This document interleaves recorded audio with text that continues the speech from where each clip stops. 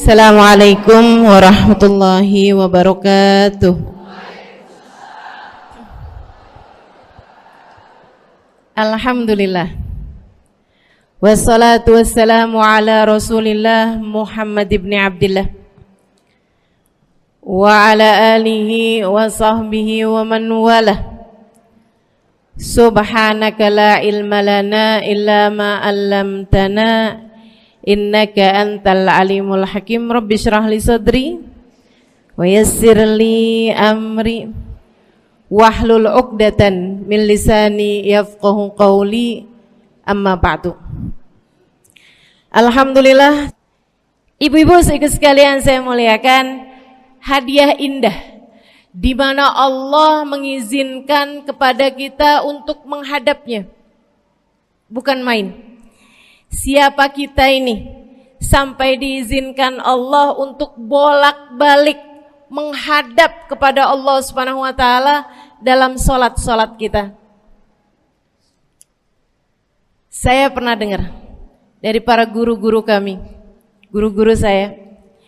Mereka mengatakan di saat orang salat, di saat kamu salat, di saat saya salat, bukan hanya karena saya mau sholat, kamu mau sholat, akan tetapi karena kamu dianggap mulia di mata Allah, sehingga Allah izinkan dirimu untuk menghadap padanya. Ketika saya sholat, bukan hanya karena saya mau sholat, akan tetapi karena saya punya nilai di mata Allah, sehingga Allah izinkan kepada saya untuk menghadap padanya. Sebaliknya, ketika kamu tidak mau sholat, bukan hanya karena kamu tidak mau sholat, akan tetapi karena kamu sudah jatuh dalam pandangan Allah, terhina dalam pandangan Allah, sehingga Allah tidak lagi mengizinkan kepadamu untuk menghadap kepadanya. Ketika seseorang tidak sholat, bukan hanya karena dia tidak mau sholat, akan tetapi karena ia sudah tidak lagi bernilai di mata Allah, sehingga Allah tidak izinkan dia untuk menghadap padanya. Teman-teman, saudariku sekalian yang saya muliakan, kalau bicara tentang sholat nih teman-teman, ada 4 tingkatan, ada 4 kelas. Untuk kamu melihat sholatmu sudah ada di kelas yang mana. Kalau saya boleh bilang kelas teratasnya nih kelas bisnis, oke lah ya. Kelas bawahnya lagi kelas atasnya kelas eksklusif ya, kelas eksekutif. Terus bawahnya lagi kelas bisnis, bawahnya lagi kelas. Tapi ada 4 kelas, bawahnya lagi kelas gerbong. Nggak naik dalam kereta nih ya. Kelas yang paling bawah kita bahas nih, kelas gerbong nih. Kayaknya naik di atasnya nih ya, gerbongnya. Teman-teman sekalian, orang yang di saat mengerjakan sholat, dia kerjakan juga, tapi merasanya sebagai beban. Ya ampun, udah maghrib aja, baru juga asar. Ya ampun, males banget dah. Ini gak ada rusuh nih. Kita kan lagi jalan-jalan nih. Kita kan lagi belanja nih di Tanah Abang. Itu jamaah aja gimana sholatnya. Nah ini orang-orang yang menganggap sholatnya sebagai beban. Malas kalau disuruh sholat, terutamanya subuh.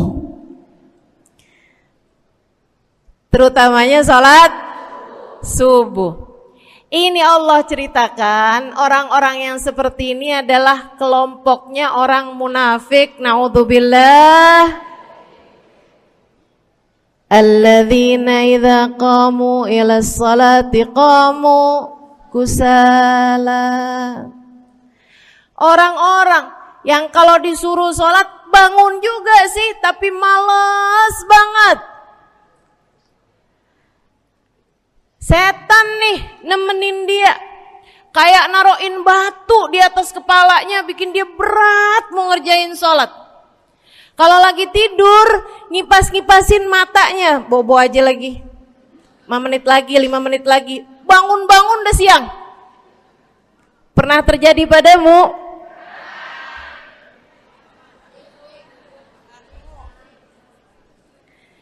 Jemur kunut.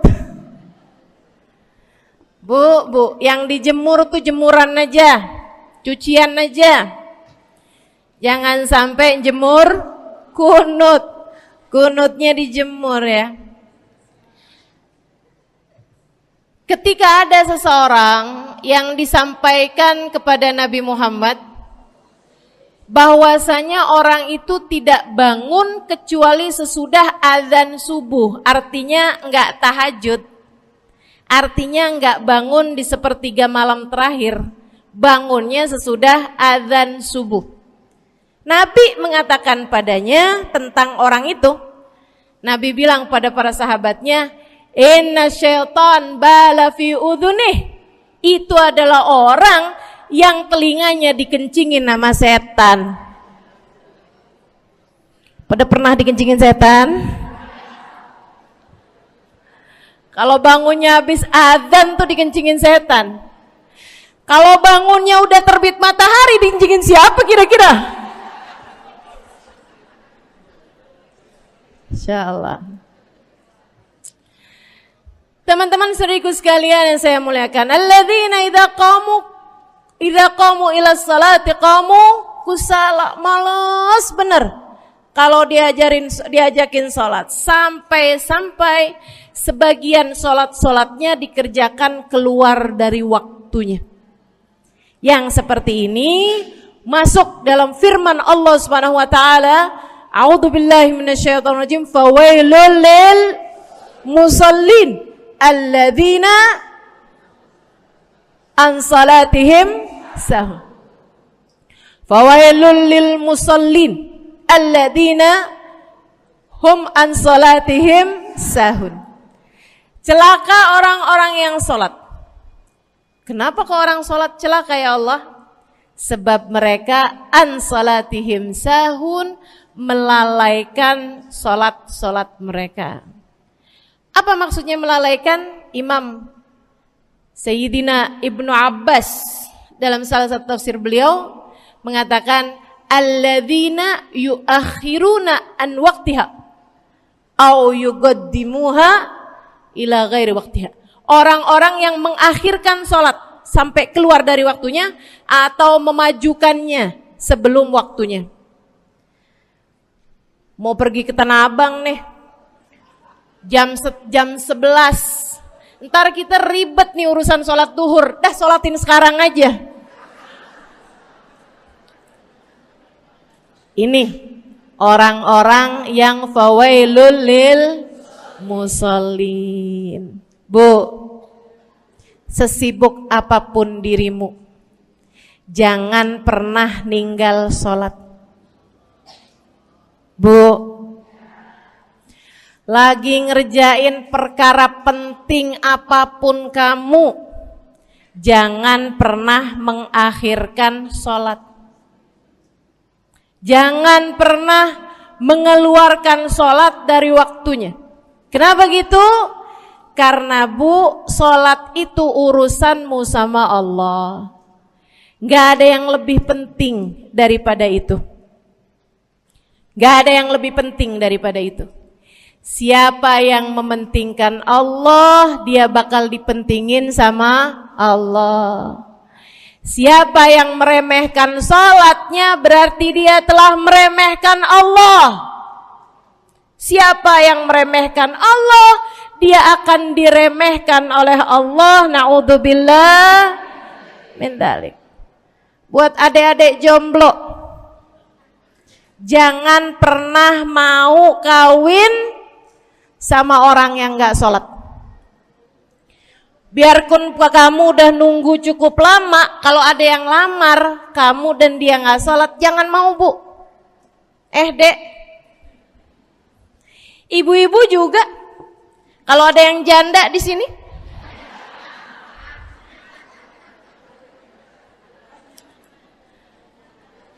terus ada yang lamar kamu, Walaupun di garasinya ada kijang,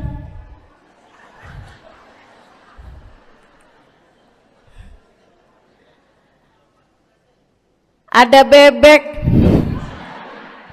motor maksudnya ya, datang melamar kamu, jangan terima. Orang yang gak sholat, kamu jangan mau jadi istrinya. Kenapa? Saya kasih tahu ya, Allah aja dia tinggalin, apalagi kamu.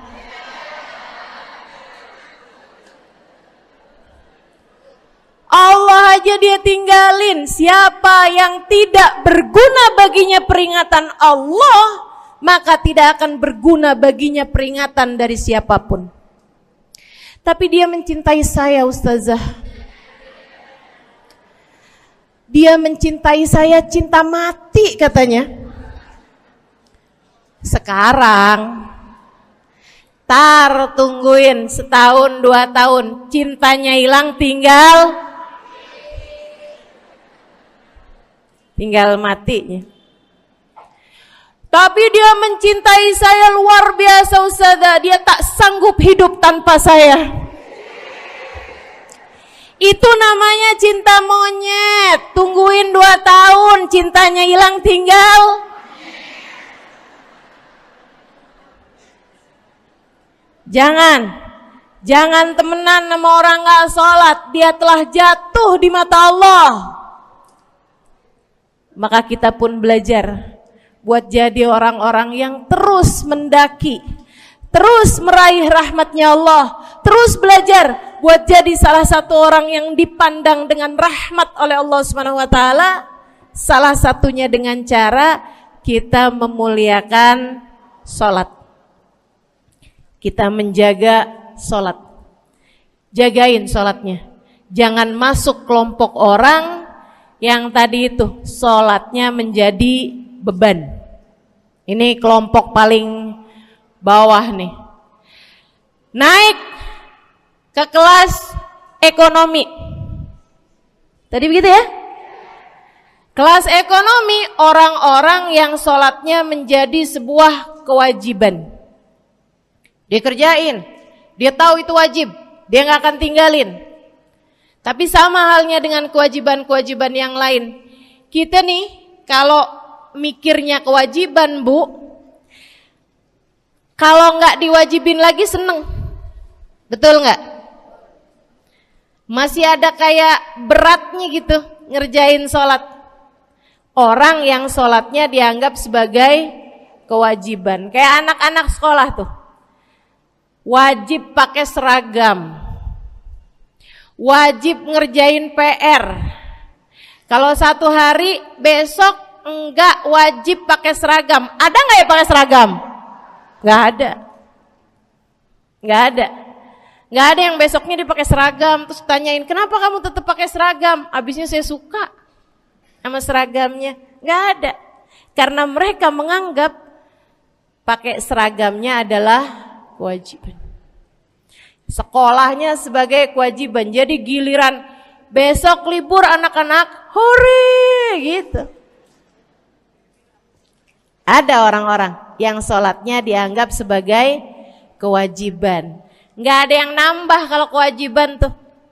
Sholat sunnah boro-boro, sholat wajib aja kalau bisa dibikin sesingkat mungkin akan dilaksanakan dengan cara yang sesingkat-singkatnya.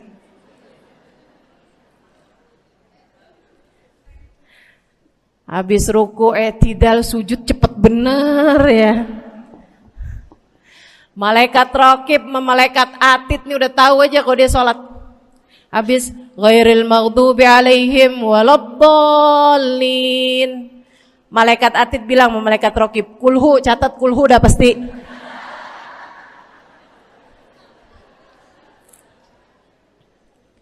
Kulhu aja gak kelar-kelar.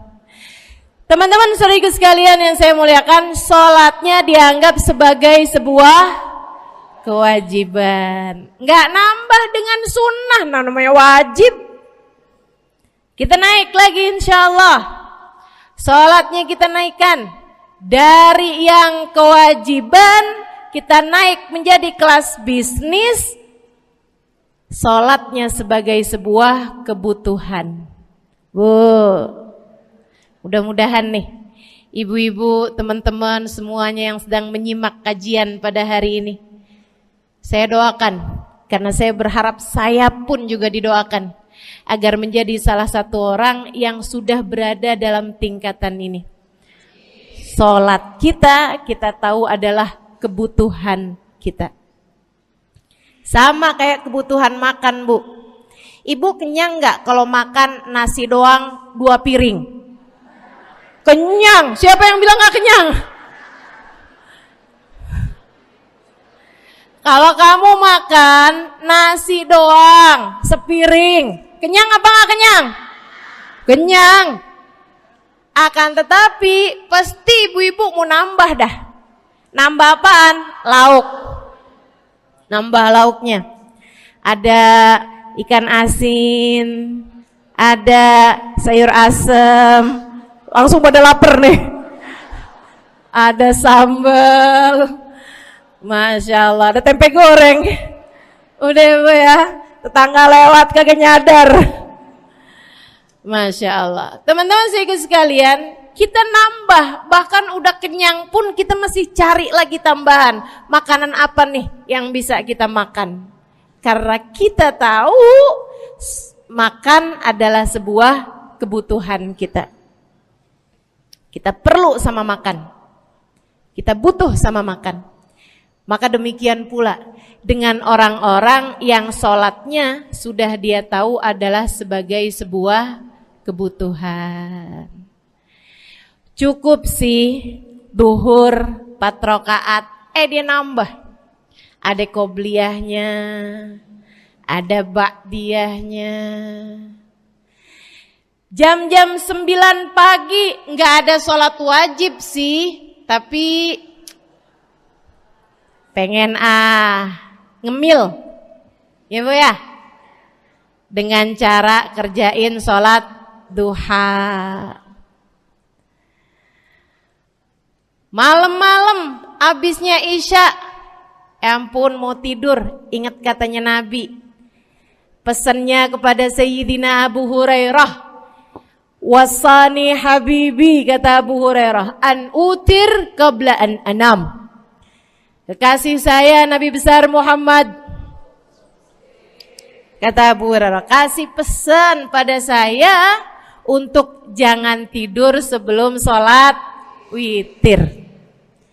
Jadi habis kelar sholat isya langsung sambung sama witirnya.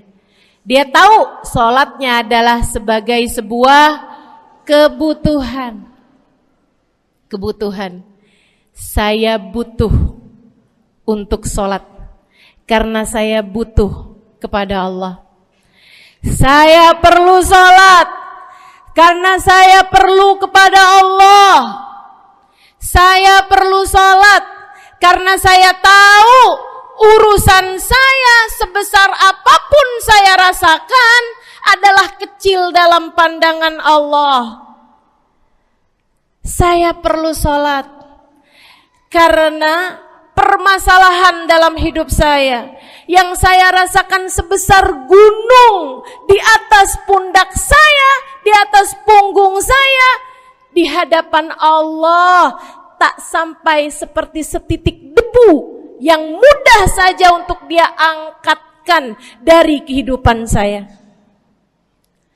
Maka kita pun menjadikan sholat sebagai sebuah kebutuhan. Lagi sakit, jangan ninggal sholat. Kenapa? Kamu menghadap kepada yang punya kesehatan. Lagi banyak utang, jangan ninggal sholat.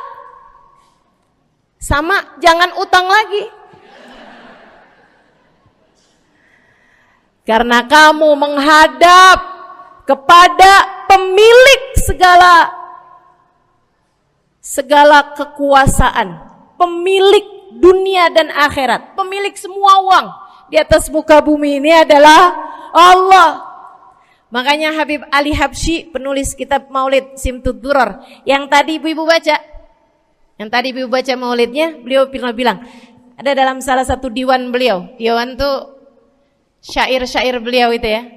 Ali idza qad marid syafahu fi'lus shalah la'alla syirru sifa fi wad'i tilkal jibah.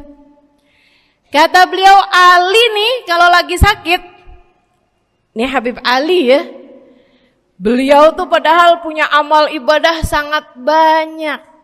Tapi Habib Ali bilang, Ali idza qad marid syafahu fi'lus shalah. Ali nih kalau lagi sakit, sembuhnya sama sholat. Sembuhnya sama sholat. La'alla sirru sifa. Rasa-rasanya memang Allah letakkan rahasia kesembuhan ada pada fi wad'i tilkal jibah, terletakkannya jabhah kita, dahi kita di tempat sujud.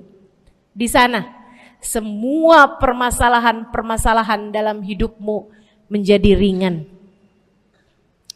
Saat kamu meletakkan dahimu di tempat sujud, kamu berbisik lirih kepada Allah, akan tetapi suaramu didengar sama yang punya arsy.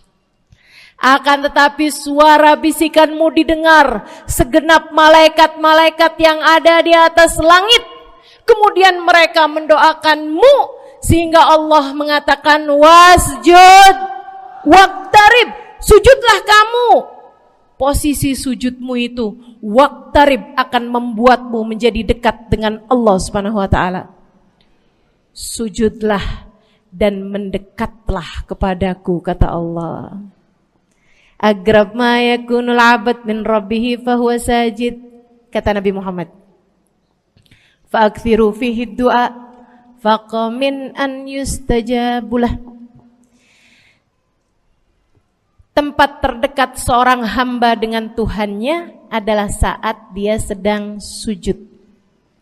Maka perbanyaklah doa dalam sujudmu, kata Nabi Muhammad.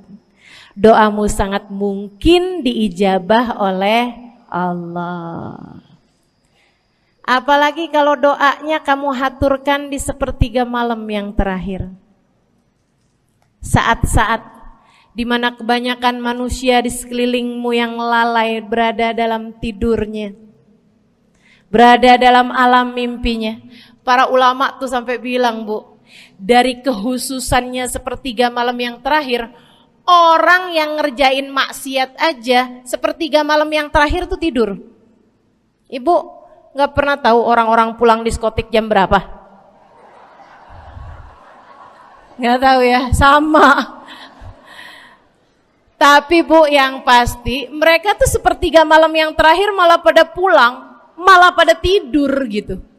Orang maksiat aja itu sama Allah dibuat tidur tuh di jam-jam yang biasanya turun rahmatnya Allah. Allah mau milih nih mana nih hamba-hambaku, pilihan-pilihanku akan aku bangunkan untuk menghadapku. Kemudian Allah Subhanahu wa taala bertanya, hal min mustaghfirin, hal min taib, hal min talibi hajatin faunilahul matalib. Siapa nih di antara kalian yang lagi mohon doa, minta pertolongan, mohon ampunan, akan aku beri, kata Allah Subhanahu wa taala, sebab kalian meminta pada waktu yang paling aku suka. Kalau punya hajat minta. Kapan mintanya? Dalam sujud. Kapan sujudnya? Dalam sholatmu di sepertiga malam yang terakhir. Bu, ngelihat muka-mukanya pada punya hajat banyak-banyak nih. Gimana tahajudnya? Mudah-mudahan Allah jadikan kita salah satu di antara mereka yang menyibukkan diri di sepertiga malam yang terakhir, insyaallah. Sampai-sampai Bu ya, saya tinggal lama di kota Hadramut dulu. Orang-orang di Hadramut, orang awamnya, itu kalau mereka punya anak kecil umur 1 tahun, 2 tahun, 3 tahun tuh, punya anak bayi, balita gitu. Kalau mereka bangun di sepertiga malam yang terakhir, mereka akan membangunkan anak-anaknya walaupun buat main. Alasannya 2. Yang pertama, agar mereka terbiasa bangun di jam-jam segitu. Nantinya kalau besarnya mereka jadi udah kebiasaan bangun di jam segitu, gampang ngerjain tahajud. Alasan yang kedua, ibu-ibu sekalian, agar anugerah, karunia, rahmat, pemberian Allah yang Allah turunkan di sepertiga malam yang terakhir, anak-anak mereka pun berhak untuk mendapatkannya karena mereka tidak sedang dalam keadaan tidur dan dalam keadaan berjaga. Kan kebalik sama orang kita. Anak-anak kita, cucu-cucu kita kalau bangun jam segitu kita tidurin lagi, masih malam nak, masih malam. Mama masih ngantuk nak. Masya Allah. Ibu, saya punya ibunya guru saya. Saya punya guru salah satunya dan yang tercinta di hati saya, Sayyidil Habib Umar bin Hafid. Guru saya. Beliau punya ibu namanya Hubabah Zahra. Almarhumah, baru meninggal masa-masa deket pandemi. Ya Bu ya, baru aja beberapa tahun silam meninggalnya. Itu ibu-ibu sekalian punya anak kalau nggak salah 12. Kalau nggak salah 12 anak beliau. Laki-laki 5. Kalau saya nggak salah ya, mohon maaf kalau saya salah. Kemudian yang perempuan 7. Semuanya soleh-solehah. Semuanya Bu jadi orang-orang yang luar biasa, yang terutamanya anak yang pertama yaitu Habib Ali Masyhur jadi mufti pada zamannya di Kota Tarim. Sampai wafatnya beliau masih sebagai mufti. Mufti itu Bu, permasalahannya umat semuanya ada di meja beliau untuk beliau selesaikan. Anak yang laki-laki yang paling kecil, Habib Umar bin Hafid, menjadi kita tahu semuanya ya, orang soleh, ulama, waliullah. Ibu-ibu sekalian, kita mau tahu nih, anak-anak soleh-solehah semacam itu ibunya kayak gimana gitu. Karena Bu, mohon maaf. Walaupun memang Nabi Nuh, nabinya udah soleh, anaknya gak soleh. Kan begitu ya? Ada juga sih, tapi secara mayoritasnya Bu, buah jatuhnya tak jauh dari emaknya begitu, anaknya kurang lebih begitu. Anaknya begitu, emaknya biar kita nggak lihat, kita udah bisa ngebayangin kayak apa orangnya. Ibu-ibu sekalian, nih anak-anaknya Hubabah Zahra, Masya Allah semuanya. Kita mau tahu ibunya kayak gimana. Satu cerita aja tentang Hubabah Zahra. Ibu-ibu sekalian, anaknya cerita, Hubabah Zahra, Umi, anak perempuannya, dia bilang seumur hidupnya nggak pernah ninggal tahajud. Bu, dari awal balik sampai meninggal, tidak pernah meninggalkan tahajud. Jauh banget ya? Sama siapa? Tahajud semalam, seminggu libur. Kelakuan siapa itu? Hubabah Zahra gak pernah ninggal tahajud kecuali satu malam. Satu malam itu beliau tuh lagi ada hajat besar, maksudnya lagi kayak ada acara pernikahan, kemudian beliau juga kelelahan, kecapean, baru tidurnya juga jam-jam 2, jam-jam mau jelang pagi Bu ya. Kelewatan tahajud. Bangun pas azan subuh. Ibu, beliau bangun dengan gemeteran. Beliau bangun dengan menggigil padahal enggak musim dingin. Beliau bangun, azan, innalillahi wa inna ilaihi rajiun. Azan, astagfirullah, ya Allah, astagfirullah, azan, ya Allah, ampuni Zahra ya Allah, Anaknya cerita, hari itu aku tidak pernah melihat ibuku berlelehan air mata sepanjang hari lebih daripada hari tersebut. Hari itu kami melihat ada seorang perempuan berlelehan air mata beristighfar memohon ampun kepada Allah karena satu malam dalam hidupnya beliau meninggalkan tahajudnya, teman-teman. Masya Allah, Masya Allah. Tiap kali makan ingat gitu, ya ampun tadi malam gak tahajud, samihni ya Rab, samihni ya Rab, sampai gak enak makan.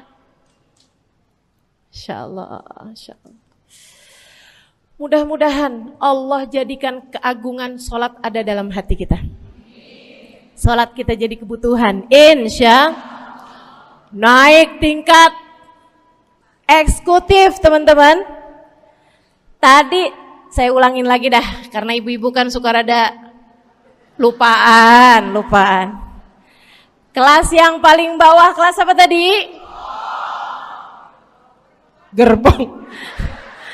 Menjadikan sholatnya sebagai beban. Kelas berikutnya menjadikan sholat sebagai kewajiban. Naik lagi menjadikan sholat sebagai kebutuhan. Tingkat terakhirnya ada hamba-hamba tercinta di sisi Allah yang menjadikan sholat mereka sebagai sebuah hiburan dalam hidupnya, hobi dalam hidupnya. Diawali, dicontohkan oleh baginda kita Nabi besar Muhammad yang mengatakan dalam hadis sahihnya, wa ju'ilat qurratu aini fis shalah, wa ju'ilat qurratu aini fis shalah. Dijadikan, kata Nabi Muhammad, Allah telah menjadikan, dijadikan li untukku qurrat aini, kesenanganku dalam kehidupan, kebahagiaanku ada pada, hobiku ada pada as-shalah, salat. Nabi itu orang yang kesenangan beliau, hobi beliau adalah salat. Kana idza faza'ahu amrun aladha ila shalah. Kata para sahabat meriwayatkan, Nabi kalau lagi dengar kabar-kabar yang gak enak, segera menuju kepada sholat. Nabi kalau udah ada kabar-kabar Rasul pasukan kita terkalahkan di medan peperangan, Nabi ngelihat Bilal. Kemudian Nabi Muhammad nanya, udah dekat waktu sholat Bilal? Sebentar lagi Rasul, arihni biha ya Bilal, arihni biha ya Bilal. Yuk Bilal, sampaikan diri saya Bilal, tolong hibur diri saya Bilal. Segera azan dan kita akan sholat bersama-sama wahai Bilal. Kesenangan beliau, hobi beliau dalam sholat, dalam hidup adalah sholat. Teman-teman saya sekalian, bukan hanya Nabi Muhammad, tapi para sahabat-sahabat Nabi Muhammad, tapi para tabi'in, para tabi'it tabi'in. Saudaraku sekalian saya muliakan, Sayyidina Umar bin Khattab alaihi ridwanullah, kana idza ja'ahu hal, apabila beliau dalam keadaan hatinya lagi khusyuk, hatinya lagi nyambung banget sama Allah Subhanahu wa taala, kalau mau salat sunnah manggil orang. Beliau salat dalam masjid, ada orang mau salat sunnah, ada orang lagi baca Quran dipanggil sama beliau. Kamu saya bayar ya. Kamu duduk sebelah sini saya nih, baca Qur'annya deketan saya sini, kamu saya bayar. Buat apaan wahai Sayyidina Umar? Buat negur saya, ngingetin saya lagi sholat nih. Oh gak usah dibayar Tuan. Yaudah kalau gitu kamu duduknya sebelah sini ya. Tugas saya apa Tuan? Kalau kamu lihat saya sholat berdirinya kelamaan, ingetin saya buat ruku. Kalau kamu lihat ruku saya kelamaan gak bangun-bangun, ingetin saya buat bangun. Kalau kamu lihat sujud saya kelamaan, ingetin saya buat duduk. Karena saya sekarang ini kalau lagi berdiri baca Al-Quran, lupa buat ruku. Dari nikmatnya bacaan Quran beliau. Baik Tuan. Sholat, baca Fatihah, habis itu baca Quran. Surat Al-Quran, dapat selesai satu, kok masih enak. Baca lagi, masih enak lagi, baca lagi. Yang sebelah beneran nih gak ruku-ruku. Beliau berdiri kemudian bilang, Tuan ruku. Gak kedengeran. Beliau berdiri deketin telinganya, Tuan ruku. Belum kedengeran juga. Ruku. Allahu Akbar. Sayyidina Umar bin Khattab. Tabi'in, Sayyidina Ali Zainal Abidin. Pernah lagi sholat, rumahnya kebakaran, teman-teman. Sholat sunnah di waktu malam, rumahnya kebakaran. Orang-orang pada teriak-teriak, Tuan Harik, nar, ya ibn binti Rasulillah, wahai anak dari cucunya Nabi Muhammad. Tuan, ada api di sekitarmu. Tuan, kebakaran. Tuan, kebakaran. Allahu Akbar. Sami Allahu liman hamidah. Enggak lihat apa-apa. Habis selesai sholat baru lihat, kebakaran nih rupanya. Orang-orang pada bilang, kami sudah mengingatkanmu Tuan. Apa jawab beliau? Al-hadni an-narul kubro. Di depan saya ada api yang jauh lebih besar, api neraka. Saya enggak lihat api sekecil ini. Masya Allah. Saudara sekalian yang saya muliakan, para ulama Allah Subhanahu Wa Taala. Terakhir saya mau ceritakan Sayyidil Habib Abu Bakar As-Sakran, penulis Wirid Sakran. Kalau teman-teman pernah tahu, beliau saudara sekalian saya muliakan dapat julukan As-Sakran, orang yang mabuk. Karena mabuk kepada Allah Subhanahu Wa Taala. Beliau pernah satu waktu kena penyakit di punggungnya. Beliau kemudian tanya sama dokter, kata dokter, wah ini nih penyakit mesti diangkat, mesti dioperasi. Ya udahlah, operasiin saya.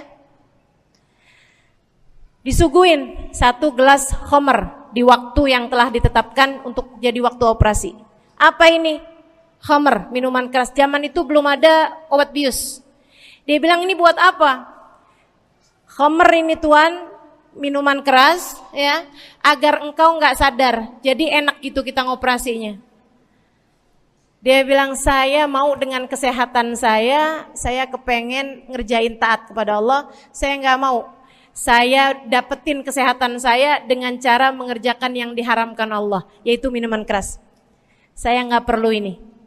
Waduh, kalau gitu enggak bisa dioperasi Tuan. Kenapa soalnya? Ya nanti kan kesakitan, nanti susah operasinya gitu. Oh gampang, kalau kalian pengen bikin saya enggak sadar, enggak perlu minuman keras. Terus gimana? Operasikan kalau saya sedang sholat. Maka mulailah, dokter-dokter udah pada siap. Beliau lagi sholat sunnah ya Bu ya, Allahu Akbar gitu. Mulai dokter buka baju belakangnya, mulai Bu digunting kulitnya, digergaji tulangnya. Beliau Bu mukanya meringis saja enggak. Beliau ruku, dokternya ikutan nungging. Beliau sujud, dokternya ikutan menunduk juga. Beliau sholat nikmat banget. Sampai beliau selesai dari sholat, beliau nanya sama dokter-dokternya, kenapa gak nurut tadi tuh waktu saya sholat mestinya operasi. Kata dokter, udah selesai Bib dari tadi. Masya Allah. Radiyallahu ta'ala anhum wardahum. Ini bukan kelas-kelas kita, saya cuma ceritain aja sama ibu-ibu. Bukan berarti ibu-ibu nanti pas waktu sakit bilang sama dokter-dokter gak usah dibius. Beda hati Bu, beda hati.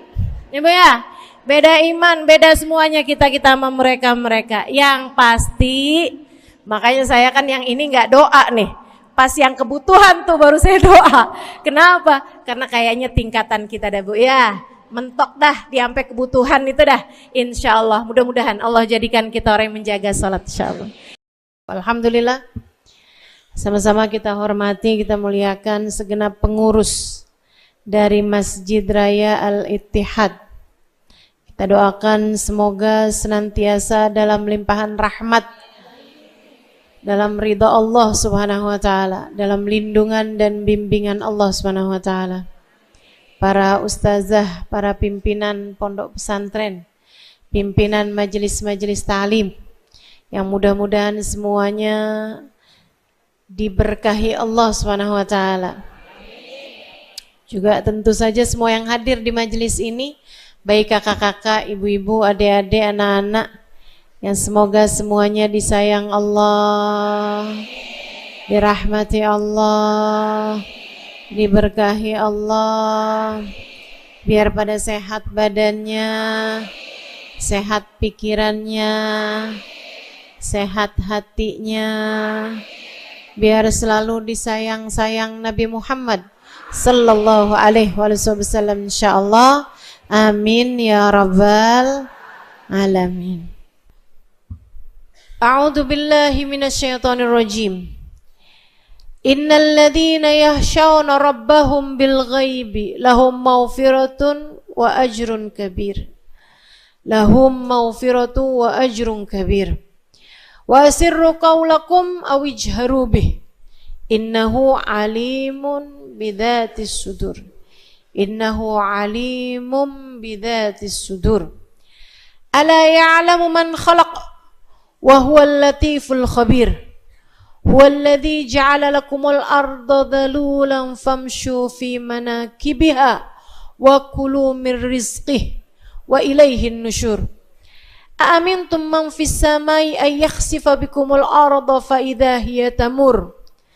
Am amintum man fis samai ay yursila 'alaikum hasiba fasata'lamuna kaifa nadhir. Walaqad kadzdzaba alladziina min qablihim fakaifa kana nakir.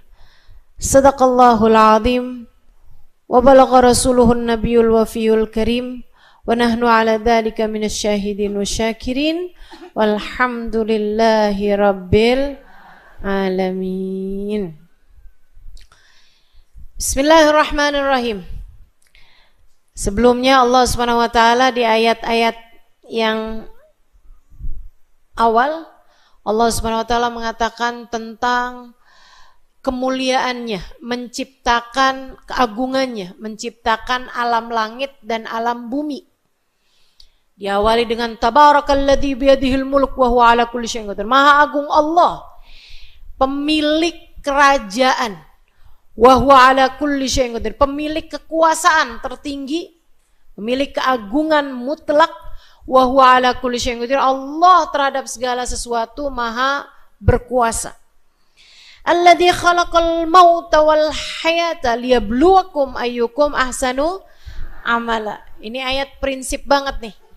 Ayat jadi prinsip kehidupan kita nih. Kata Allah, dialah Allah yang menciptakan kematian dan kehidupan. Tujuannya buat apa ya Allah? Kami hidup, kami mati. Liyabluwakum ayyukum ahsanu amala. Allah mau menguji kalian, siapa di antara kalian yang dapat berbuat baik. Karena ada sebagian orang kalau dikasih sehat baik, pas giliran dikasih sakit mendadak kayak ngomel mulu. Ada tuh, mana orangnya? Apalagi kalau sakit gigi. Kalau jalan nabrak tiang-tiangnya yang dimarahin. Kenapa kok kamu bisa ada di sini? Lah, bingung tiangnya. Alladzi khalaqal mauta wal hayata. Ada orang kalau dikasih miskin baik, pas dikasih kaya sombong, semena-mena, pelit, jadi merendahkan orang. Waduh. Ada juga sebaliknya. Pas dikasih kaya, baik. Begitu dibikin miskin, bangkrut. Ya Allah. Kerjaannya ngata-ngatain orang mulu. Begitu ngelihat rumah orang bagus, nyantet nih kayaknya. Pelihara tuyul nih kayaknya. Masya Allah. Masya Allah. Ada gitu. Nah ini Allah Subhanahu wa taala kasih tahu. Allah yang menciptakan kematian, Allah yang menciptakan kehidupan dengan segala macam keadaan-keadaannya, situasi kondisi umat manusia, liyabluwakum ayyukum ahsanu amal. Allah mau lihat siapa di antara kalian yang tetap bisa berbuat kebaikan dalam keadaan apapun. Wa huwal azizul ghafur. Allah lah zat yang maha perkasa, Allah pula lah zat yang maha pengampun. Alladzi khalaqa sab'a samawatin tibaqa. Allah yang menciptakan langit 7 lapis. Ma tara fi khalqir rahmani min tafawut. Kamu lihat tuh alam semesta enggak ada yang enggak pas. Nggak ada yang tafawut, nggak ada yang kayak nggak pas gitu. Ini saya lama mikirin ayat ini nih, saya kalau malam-malam tuh sering waktu dulu di Tarim, saya di musim-musim panas tidurnya di atas atap. Kan di sana kan atapnya rata gitu kan. Nah itu kita di rooftop sana itu di sutuh, itu suka tidur di atas sutuh karena kami nggak punya AC gitu ya. Kalau malam-malam suka liatin bintang-bintang sambil baca ayat ini. Emang bener-bener ma tara fi khalqir rahmani min tafawut. Kamu lihat alam langit nggak ada yang nggak pas. Kata Allah Subhanahu wa taala, nggak ada yang nggak pas dari alam langitnya Allah Subhanahu wa taala ataupun alam bumi juga. Tapi ini yang Allah Subhanahu wa taala lagi sebutin, alladzi khalaq sab'a samawat. Langit-langitnya Allah nih nggak ada yang pas. Kamu bayangin kalau misalnya bentuknya bintang itu kayak wajan, piring, garpu, pasti nggak pas.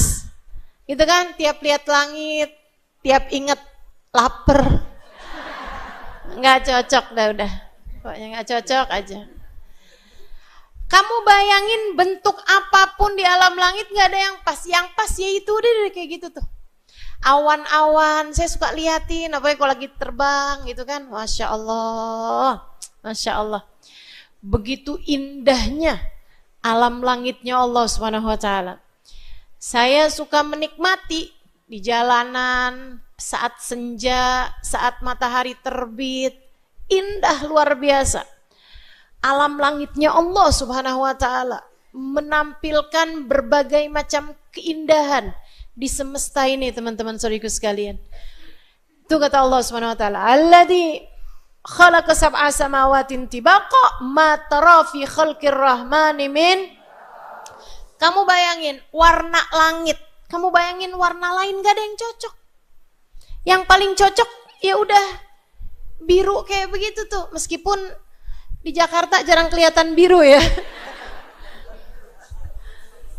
Kena polusi. Iya, kalau habis hujan baru tuh ya kita lihat awannya biru begitu kan. Ulah manusia kalau itu tapi ya. Aslinya itu kan langit warnanya biru, cakep dengan awannya yang putih begitu kan. Indah semuanya. Farjil basar kata Allah. Balikin lagi mata kamu, kedap-kedip sana sini tetap aja nggak akan kamu lihat ada yang nggak pas di alam langitnya Allah Subhanahu. Farjil basar kerrotin, ulangi lagi berkali-kali kamu lihat. Nggak cukup nih pakai mata telanjang, pakai teropong, pakai kamera, pakai teleskop, pakai apa aja dah. Kamu lihat alam semesta Allah Subhanahu wa taala, alam langitnya Allah Subhanahu wa taala. Semakin kamu lihat, maka kamu akan semakin mengerti betapa sangat indah dan sempurnanya penciptaannya Allah Subhanahu wa taala. Yang qalib ilaikal basar khasian wa huwa hasir.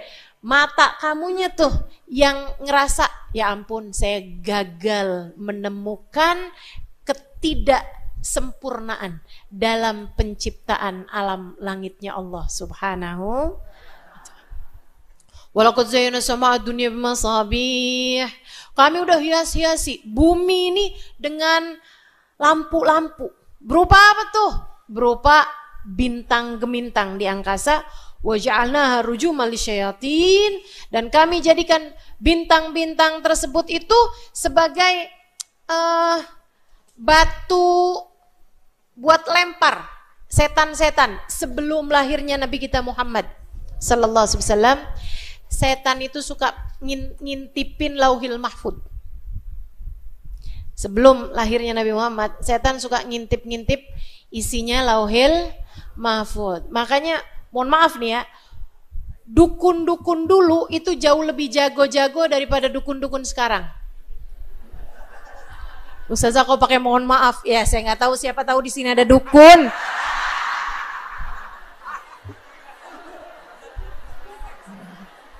Sebaiknya minta maaf, ya kan? Dukun dulu tuh jauh lebih jago-jago teman-teman daripada dukun-dukun sekarang. Kenapa? Karena mereka itu kan kerjasama tuh sama syaitan. Dan setan dulu itu bisa lihat, bisa ngintip lauhil mahfud sampai ketika lahirnya Nabi Muhammad sallallahu alaihi wasallam. Nah, setan-setan ini udah dihalangkan. Udah nggak pada bisa tuh ngelihat isinya lauhil mahfud. Khasian wa wazin wa ghazzana sama dunya masabi ujalna rujuman lisyayatin. Jadi sering setan tuh mengintip isinya lauhil mahfud, dilempar pakai bintang-bintang. Wa'atadna lahum adzabas sa'ir, dan kami siapkan untuk para setan-setan ini azab neraka yang sangat pedih, yang sangat nyata, yang menyala-nyala.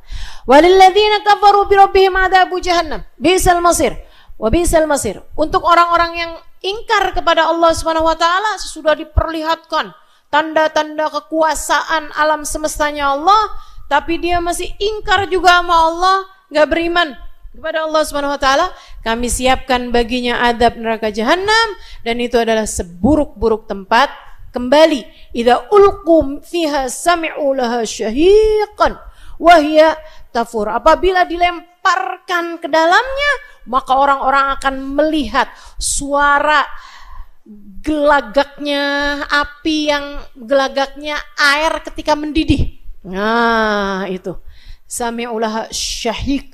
Syahik itu ya, gitu tuh, suara neraka yang mengerikan tuh, nggak bisa bayangin kita kayak apaan suaranya. Suara api kalau lagi dilemparin besi, nah itu kan beda tuh suaranya tuh, gitu ya. Wah, ini ada syahiknya, kayak ada teriakan dari api neraka tersebut ketika dilempari orang-orang kafir, dimasukkan di dalamnya.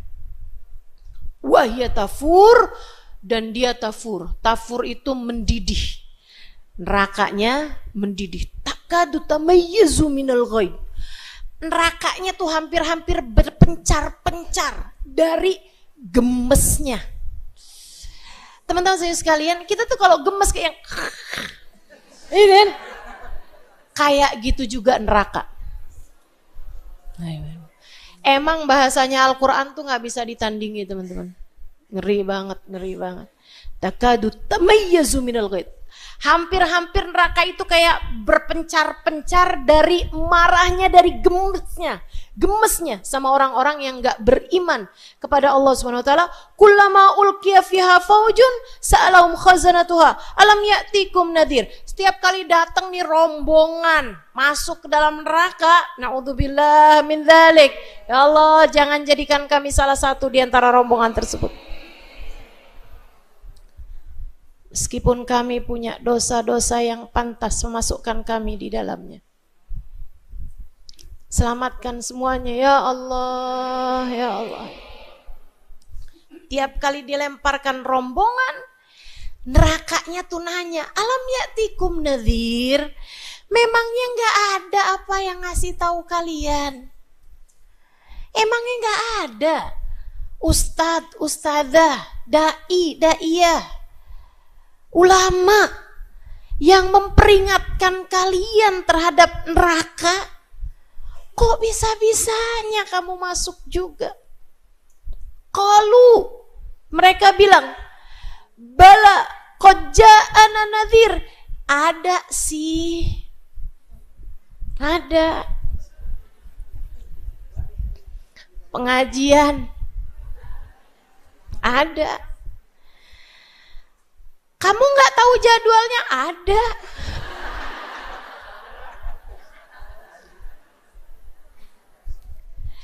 Terus kenapa kamu nggak datang? Kenapa kamu nggak dengerin? Kenapa kamu nggak simak? Kenapa kamu nggak amalkan? Fakadzabna, karena kami mendustakannya. Karena kami nggak percaya sama dia. Karena kami menganggapnya Allah, apaan sih? Kuno. Apaan sih? Nggak gaul. Apaan sih? Gabut bener.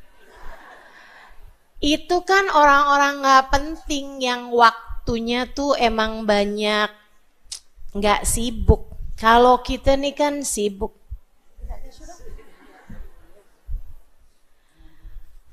Kalau kami nih kan sibuk. Ada tender sana, ada arisan di sana, ada konser di sana.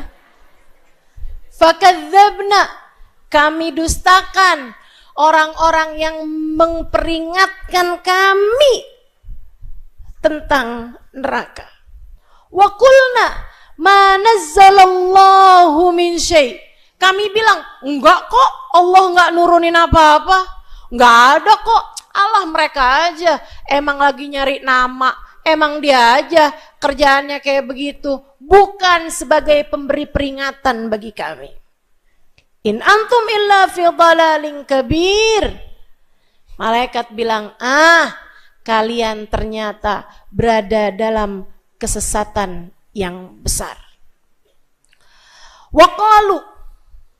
Waqalu, mereka kemudian berkata, lau kunna nasma'u au na'kil ma kunna fi ashabis sa'ir. Ya ampun, andai dulu kami mau mendengar, andai dulu kami mau hadir, andai kami dulu mau berpikir, ma kunna fi ashabis sa'ir, hari ini kami tidak akan termasuk di antara kelompok neraka, di antara ahli-ahli neraka. Fa'tarofu bidzambihim. Saat itu mereka mengakui kesalahan mereka, mereka mengakui dosa-dosa mereka. Tapi fasuhqan li ashabis sa'ir, enyahlah kalian wahai penghuni-penghuni neraka. Nyesel hari itu nggak ada gunanya. Sekarang kita lanjutkan nih ayat berikutnya. Innal ladzina yakhshawna rabbahum bil ghaibi lahum maghfiratun wa ajrun kabir. Lahum maghfiratun wa ajrun kabir. Sesungguhnya orang-orang yakhshawna rabbahum, yang punya rasa takut pada Allah Subhanahu wa taala, yang punya rasa ngeri kepada Allah Subhanahu wa taala. Ya Allah, kalau sampai Allah nggak berkenan sama saya, kalau sampai Allah marah sama saya, kalau sampai saya diusir dari kehadirat Allah Subhanahu wa taala, kalau saya nggak diakui Allah sebagai hambanya, yakhshawna rabbahum, dia takut sama Allah Subhanahu wa taala bil ghaibi, saat di mana dia sedang sendirian sekalipun. Kenapa kok disebut secara bil ghaibi ini secara khusus, bukan bisyahadati wal ghaibi gitu ya? Disebutkan bil ghaibi karena orang yang punya rasa takut kepada Allah bahkan saat sendiri, dipastikan akan punya rasa takut kepada Allah di saat dia sedang berada dalam banyak orang, dalam keramaian. Tapi yang takut kepada Allah di saat berada dalam keramaian belum tentu takut sama Allah saat dia sendirian. Betul? Coba lihat diri kamu. Kalau lagi sendirian ngapain? Coba gini deh, lihat diri kamu saat sholat berjamaah, apalagi jadi imam, dengan saat kamu lagi sholat sendirian di dalam kamarmu nggak ada yang lihat. Kalau jadi imam mendadak fasih banget. Betul? Di saat sholat lagi sendirian, ya Allah baca Fatihah buru-buru banget. Apaan yang dibaca? Bismillahirrahmanirrahim. Allahu Akbar. Benar. Allah liman hamid. Kayak lagi diburu-buru apa gitu. Masya Allah. Saya mah nggak gitu Ustazah. Tetap khusyuk walaupun sendirian. Enggak khusyuk walaupun berjamaah. Ya Allah. Innalladzina yahsyana rabbahum bil ghaib. Orang-orang yang bisa punya rasa takut kepada Allah bahkan saat sendirinya. Saat dia sedang sendirian, lahum maghfiratun. Dia akan dapat banyak ampunan. Wa ajrun, pahala kabir yang sangat besar. Pahala, kalau udah zat yang maha besar ngasih tahu pahalanya besar, udah pasti tuh. Pahalanya artinya pasti besar banget. Dan besar banget itu teman-teman, ini enaknya nih. Pahala yang besar bisa ngapusin dosa-dosa. Ya orang kalau dapat pahala besar, dosa-dosanya bisa kehapus. Innal hasanat yudhibnas sayyi'at. Sesungguhnya kebaikan-kebaikan menghapuskan dosa-dosa. Begitu. Terus kalau orang terus aja berpahala, padahal dia dosa-dosanya udah habis. Misal nih, ada orang dia terus berpahala dengan pahala yang besar, padahal dia punya dosa udah habis. Kalau kayak begini gimana nih? Pahala besar tersebut bisa dia bagikan. Berkahnya itu bisa luber. Ke siapa? Pertama ke orang tuanya. Makanya kenapa beruntung orang tua punya anak soleh-solehah. Karena ngalir tuh kebaikannya si anak tersebut akan sampai kepada orang tuanya. Sehingga sekalian saya muliakan, ada satu cerita seorang ayah meninggal dunia. Kurang soleh ayahnya. Tapi dia meninggal dunia meninggalkan meninggalkan seorang anak.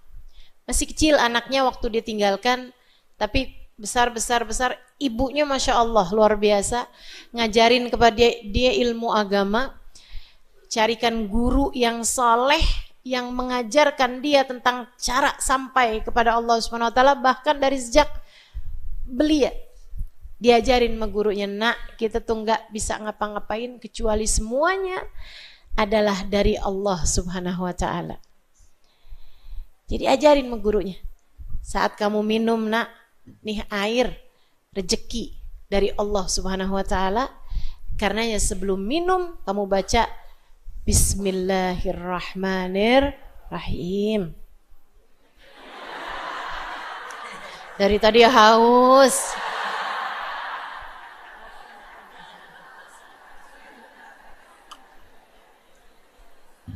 Nyari kesempatannya nggak dapat.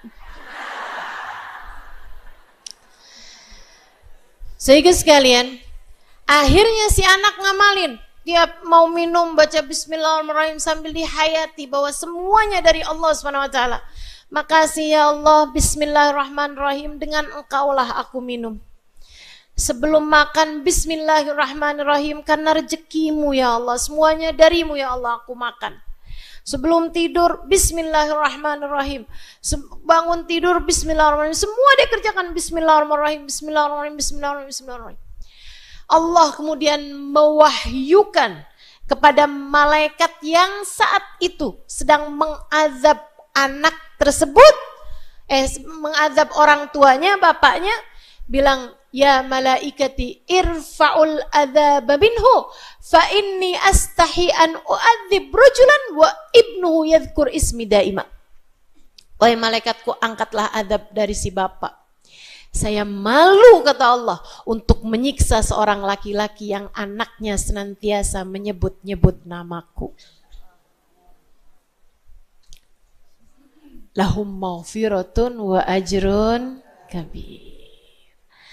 Orang yang punya rasa takut sama Allah Subhanahu Wa Taala, bahkan di saat dia sendirian, malam-malam sendirian, dia bangun jam 3, jam setengah 4, dia wudhu, nggak ada yang lihat, dia sholat, di tengadah tangannya, ya Allah, ya Allah, ya Allah. Ampuni dosa-dosaku ya Allah, ampuni dosa-dosaku ya Allah. Bukan yang bangun jam 3 kemudian update status.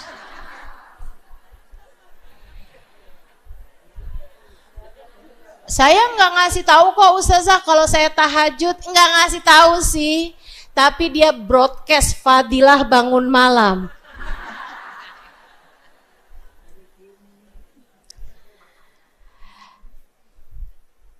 Ustazah itu kan sekalian dakwah. Ya kenapa harus jam 3 amat?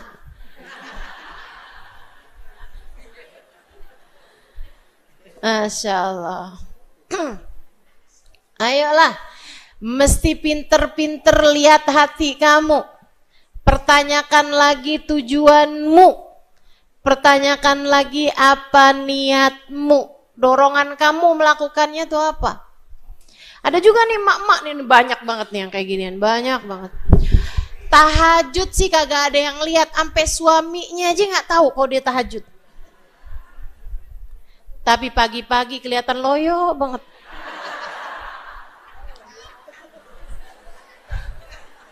Suaminya kan jadi nanya ya, kamu kelihatan lemes banget, kamu sakit? Enggak sih, cuman ngantuk.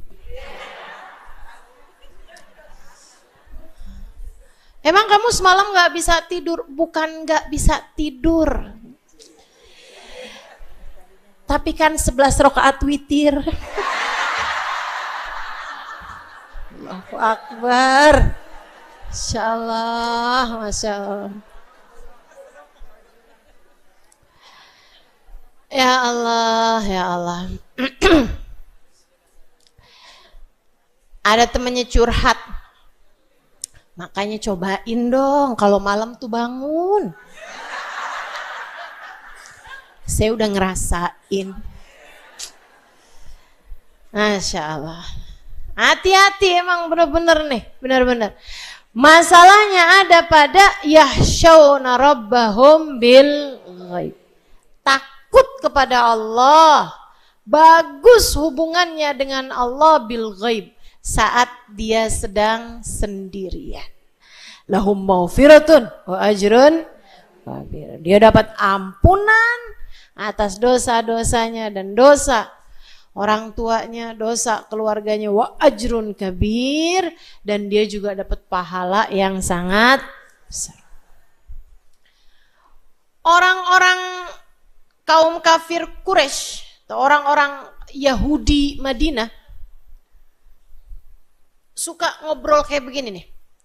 Kita kalau lagi ngomongin Muhammad jangan kenceng-kenceng. Kita mesti pelan-pelan aja. Tuhannya Muhammad suka kedengeran.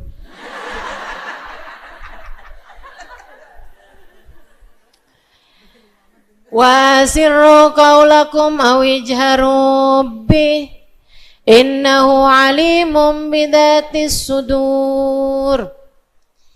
Kata Allah, kalian orang kafir, asirru qaulakum, kamu mau memelankan suara, awijharu bih, atau kamu mau teriak-teriak keras sekalipun, gak ada bedanya bagi Allah Subhanahu wa taala, sebab innahu alimun bidatis sudur.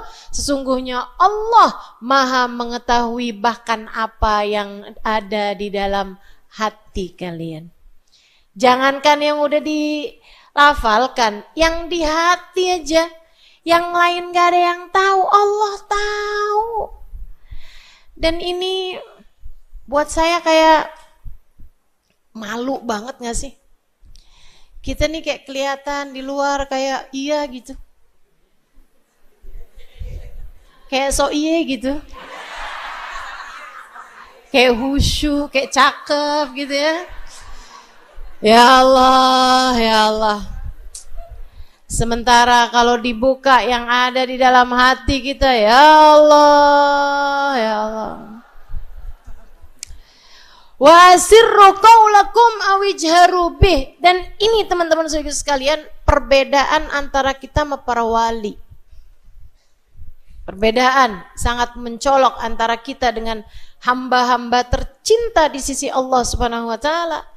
Itu ada pada dua hal. Yang satu niat baik mereka tuh hatinya penuh dengan niat-niat baik, nggak pernah ada keinginan untuk tidak baik gitu kan. Yang kedua, kemampuan mereka untuk jaga hati. Yang di dalam hati tuh sama bagusnya sama yang di luar, bahkan terkadang yang di dalam lebih bagus daripada yang di luar. Hamba tercinta di sisi Allah Subhanahu wa taala. Jadi kamu jangan sok-sokan ngerasa jangan-jangan nih saya udah jadi wali.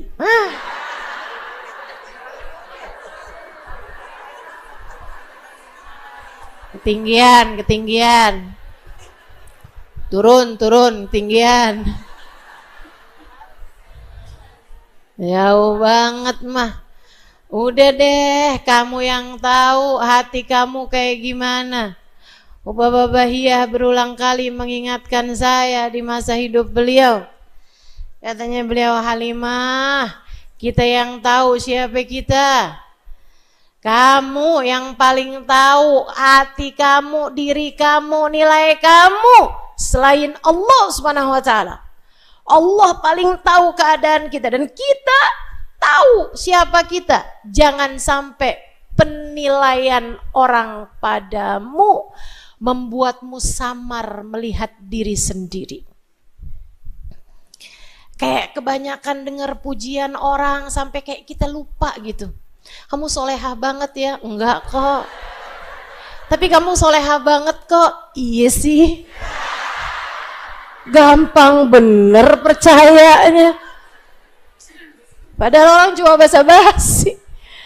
Ya Allah, ya Allah. Serem teman-teman, serem.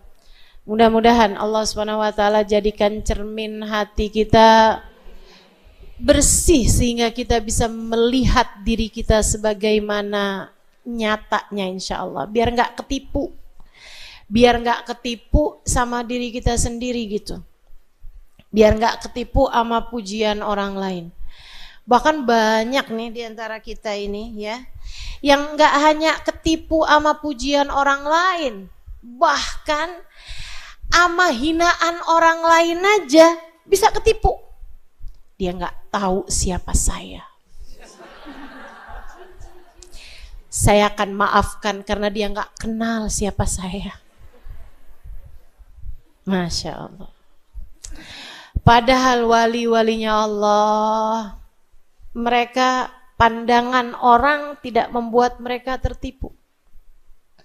Ada seorang waliullah di jalan dikatain, saya akan sampaikan ini ya. Ya kalb. Apa tuh artinya?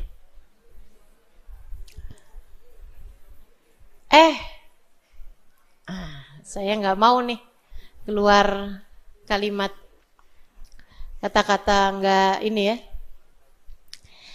Beliau dikatain begitu, dikatain binatang berkaki 4, suaranya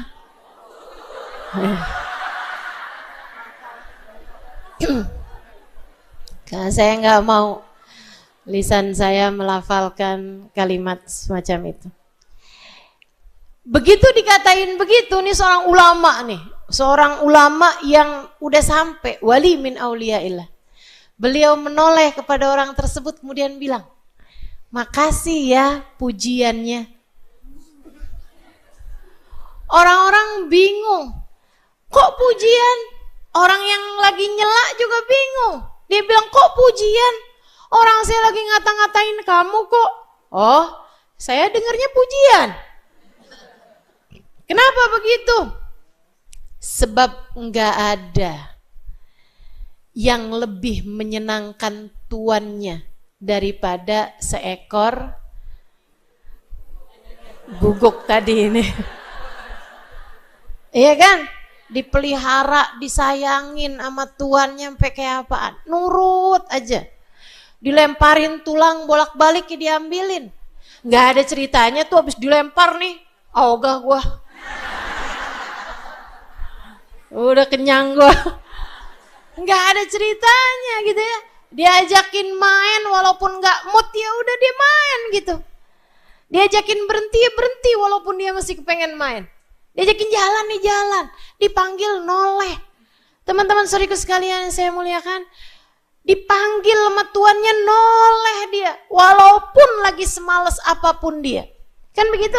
Nyaut tuh si binatang satu itu. Dia bilang, andai saya bisa punya akhlak semacam itu kepada Tuhan saya. Andai saya bisa punya akhlak semacam itu kepada Tuhan saya, Allah subhanahu wa ta'ala, Jalla jalaluh wa ta'ala azamatuh. Subhanallah. Lagi dihina orang aja, dia mendengarnya sebagai sebuah pujian. Karena dia tahu betapa hinanya dirinya. Hamba-hamba tercinta di sisi Allah Subhanahu wa taala tuh kayak gitu. Kayak gitu tuh. Enggak ketinggian naro diri. Jadi sekalian, kamu kalau lagi ngerasa dia menghina saya, dia merendahkan saya, dia tidak menghargai saya, ingatkan dirimu, jangan-jangan bukan dia nggak menghargai, tapi kitanya jualannya kemahalan. Betul nggak? Kita terlalu taruh harga diri kita ketinggian, makanya jadi berasanya orang nggak ngargain. Teman-teman saudara sekalian, bayanginnya gini aja deh, paling enak dah, buat saya paling enak. Bayanginnya diri, andai nanti di akhirat pantas buat masuk neraka.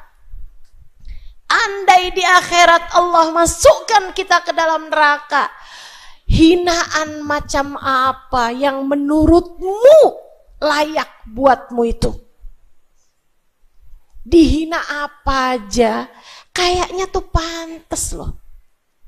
Kamu kalau bayangin diri kamu di akhirat gak selamat, misalnya dihina orang ya, kurang ajar. Emang bener sih saya kurang ajar. Bahkan bukan hanya kurang ajar, saya bahkan pantas untuk neraka. Kan begitu? Gak bener kamu, ya emang gak bener saya. Andai saya benar, pastilah Allah tidak memasukkan saya ke dalam neraka. Kan begitu? Dan teman-teman saya sekalian, mohon maaf, kalau bicara neraka, siapa di antara kita yang sudah mendapatkan jaminan selamat darinya? Gak ada. Tidak kamu, tidak pula saya. Tidak kamu, tidak pula saya. Tidak ada di antara kita yang punya jaminan terhadap keselamatan kita di akhirat nanti. Allah gak wajib masukkan kita ke dalam surga, siapapun kita. Allah berhak memasukkan kita ke dalam neraka, siapapun saja kita. Siapapun saja kita, Allah berhak kalau mau memasukkan kita ke dalam neraka. Na'udzubillah min dzalik. Na'udzubillah min dzalik. Wa asirru qaulakum aw ijharu bih innahu alimun bidatis sudur. Maka emang malu banget nih dengan fakta innahu alimun bidatis sudur. Allah tahu apa yang ada di dalam hati kita. Maka jangan biarkan penilaian orang sebaik apapun membuatmu samar melihat aib-aib dirimu sendiri. Jangan sampai pujian orang kepadamu membuatmu lupa tentang siapa diri kamu yang sesungguhnya. Buatmu lupa siapa dirimu yang sesungguhnya. Allah bilang asirru qaulakum awijharu bih. Wa asirru qaulakum awijharu bih. Kamu mau pelanin suara kamu sampai bisik-bisik. Awijharu bih, kamu mau kerasin suara kamu kayak apapun. Innahu alimun bidzatis sudur. Allah bahkan mengetahui apa yang ada di dalam hatimu itu. Allah mendengar apa yang ada dalam hatimu itu. Tapi subhanallah, emang subhanallah, kita tuh kalau lagi mau ngomong yang nggak bagus, pasti pelan-pelan.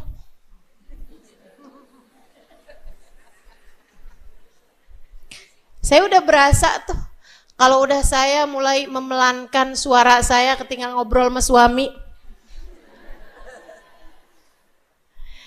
saya udah mulai berasa. Kalau ada orang-orang dalam perkumpulan, tiba-tiba ada yang suaranya mendadak pelan-pelan. Tahu gak sih? Udah tuh. Waktu Indonesia bagian ghibah.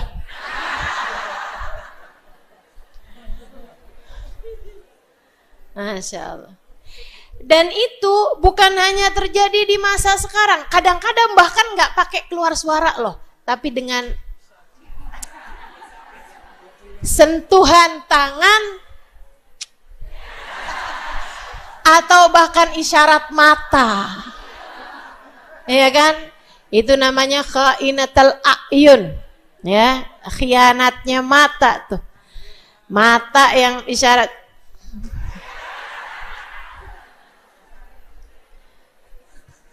Makanya emang kadang-kadang punya temen yang rada susah nyambungan tuh bagus juga.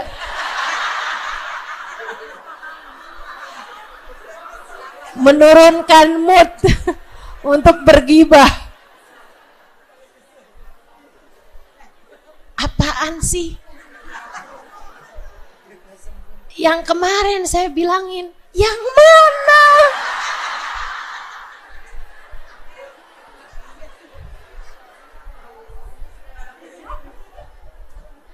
Allah. So ikut sekalian saya muliakan.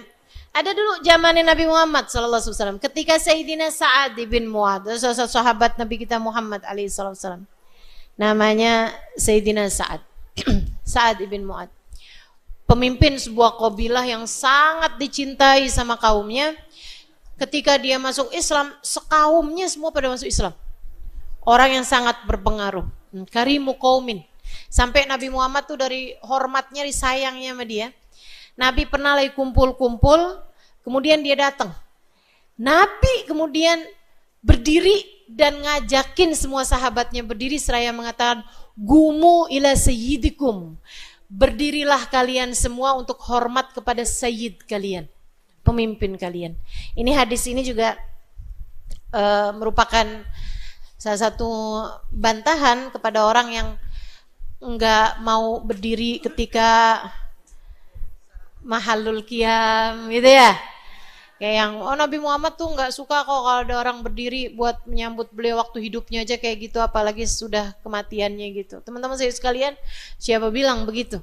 Nabi Muhammad bahkan berdiri, dan bahkan Nabi Muhammad mengajak para sahabatnya berdiri ketika Sayyidina Sa'ad ibn Mu'ad datang kepada mereka. Gumu ila sayyidikum, kata Nabi Muhammad, berdirilah kalian untuk menyambut tuan kalian ini. Sayyidina Sa'ad meninggal dunia. Wah, sahabat turun semuanya untuk ikut serta bertakziah dan juga mengantarkan jenazahnya.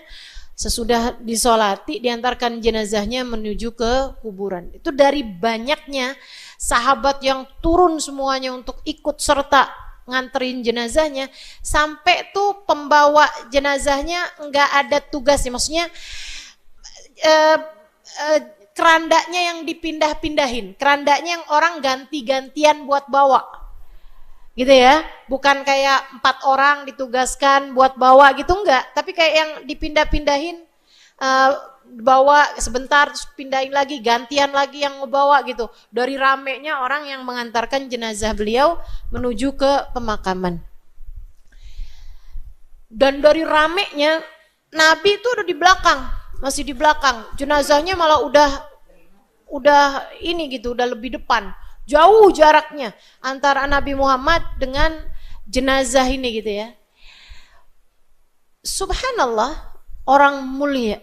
Jenazahnya tuh nggak ada beratnya, sama sekali nggak ada beratnya.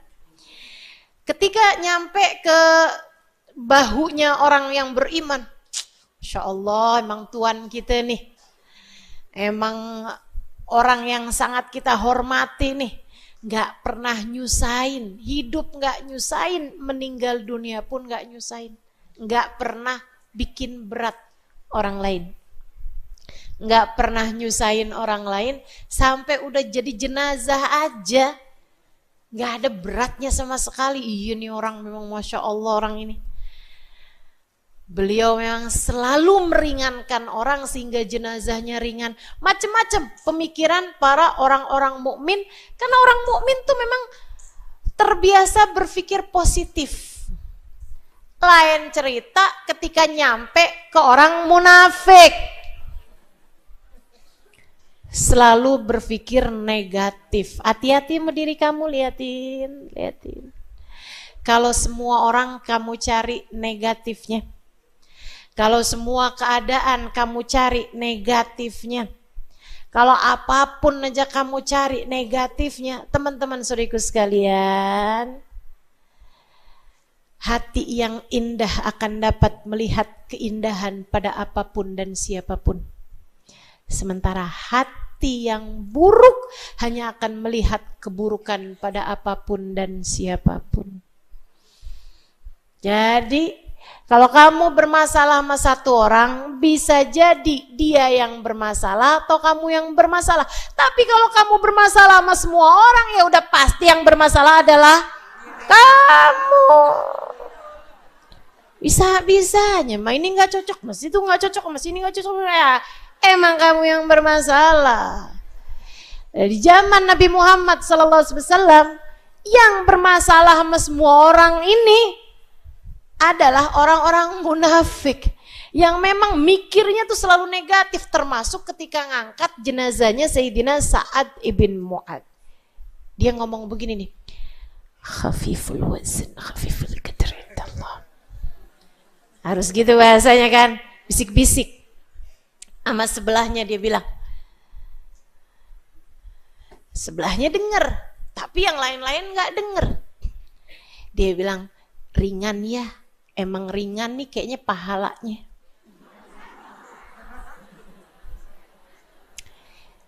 Ringan ya, kagak ada berat-beratnya, lo berasa nggak? Iya sih. Ini orang mukmin nih di sampingnya nih. Kayaknya emang nggak punya nilai di sisi Allah.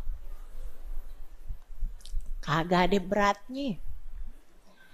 Ya ini kan pikirannya rada, kok bisa-bisanya jenazah ringan dibilangin ringan timbangannya di sisi Allah, ringan nilainya di sisi Allah. Sehingga sekalian dia ngomong bisik-bisik, sebelahnya dia bilang itu. Shh. Ucapan ini, dia padahal udah ngomong bisik-bisik nih, jarak 4 orang di samping kanan kiri nggak dengar. Bahkan mungkin sebelahnya sana aja nggak dengar. Tapi wa asirru qaulakum awijharu bih innahu alimun. Nabi Muhammad dari belakang teriak, man yaqulu hakada innahu khafiful qadar khafiful wazn indallah. Siapa tuh yang berani-berani ngomong kayak gitu? Ringan jenazahnya karena ringan nilainya di sisi Allah. Siapa yang berani-berani ngomong begitu? Sebelahnya, oh, tahu rasa gitu kan? Ini nggak tahu Nabi Muhammad tuh dekat sama Allah. Hati-hati sama orang yang dekat sama Allah. Hati-hati sama orang yang dekat sama Allah. Dan karena kamu nggak tahu siapa orang mukmin yang dekat sama Allah, maka berhati-hatilah sama siapapun yang beriman. Hati-hati sama hamba-hambanya Allah. Karena Allah tuh kayak begitu tuh, sama yang dekat sama Allah SWT cemburu banget. Sayyidina Muhammad dekat sama Allah, maka Allah kasih tahu rahasia-rahasianya Allah. Sayyidina Sa'ad ibn Mu'ad dekat sama Allah SWT, maka ketika ada orang ngomong bisik-bisik, Nabi Muhammadnya dengar. Siapa yang berani ngomong kayak begitu? Khafiful wazan khafiful qadr indallah. Nabi kemudian kasih tahu kenyataannya kenapa ringan. Orang hanya bisa menebak-nebak. Oh, ini karena orangnya memang nggak pernah ngerepotin orang, makanya jenazahnya jadi ringan. Karena seperti mana orang hidup, seperti itulah dia mati. Kan begitu? Kama ta'ish tamut, seperti mana kamu hidup, seperti itu kamu akan mati gitu. Tapi Nabi memberitahu faktanya. Sebab yang lain hanya bisa mengira-ngira. Berzon, berprasangka. Ada yang berprasangka baik dan itu adalah orang yang beriman. Ada yang berprasangka buruk dan itu adalah orang-orang munafik. Kata Nabi Muhammad, laqad ra'aitu sab'ina alfa malak lam yanzilu minas sama' nazalu litasyi'i janazah Sa'ad ibn Mu'ad. Aku telah melihat 70.000 malaikat-malaikatnya Allah yang tidak pernah turun ke bumi, hari ini turun untuk mengantarkan jenazahnya Sa'ad ibn Mu'ad. Kamu tahu kenapa jenazahnya ringan? Sebab jenazahnya digiring, digotong sama para malaikat-malaikatnya Allah Subhanahu wa taala, diarak sama malaikat-malaikatnya Allah Subhanahu wa taala dengan sayap-sayap mereka, sehingga tidak ada lagi rasa beratnya di bahu-bahu orang yang mengangkatnya. Ya Allah, ya Allah. Saya kalau mikir-mikirin ya, keberuntungannya para sahabat. Betul Sayyidina Sa'ad bin Mu'ad pemimpin qabilah. Betul beliau orang mulia. Tapi andai tidak karena Nabi Muhammad, ia hanyalah seorang pemimpin qabilah. Yang bahkan pemimpin-pemimpin qabilah lainnya, emang kita tahu namanya? Enggak tahu kita. Teman-teman saudaraku sekalian, zaman itu atau zaman sekarang deh, ada yang tahu di sini siapa nama presiden Zimbabwe?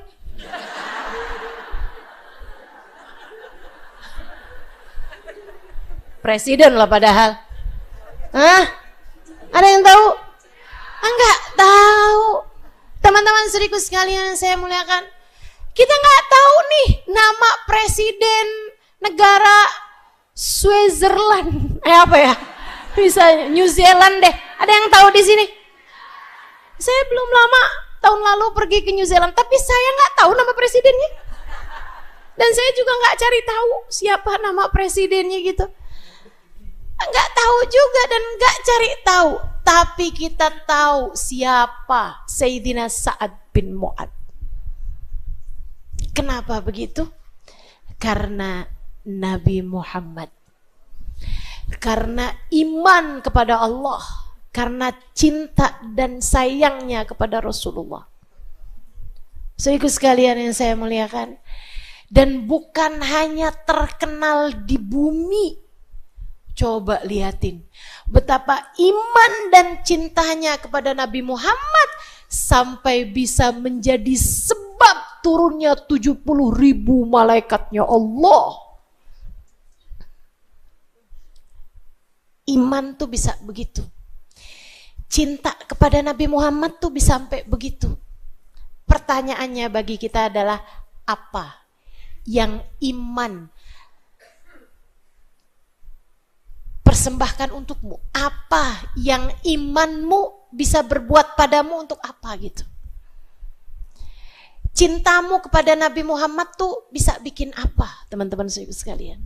Kalau gede bisa bikin macam-macam.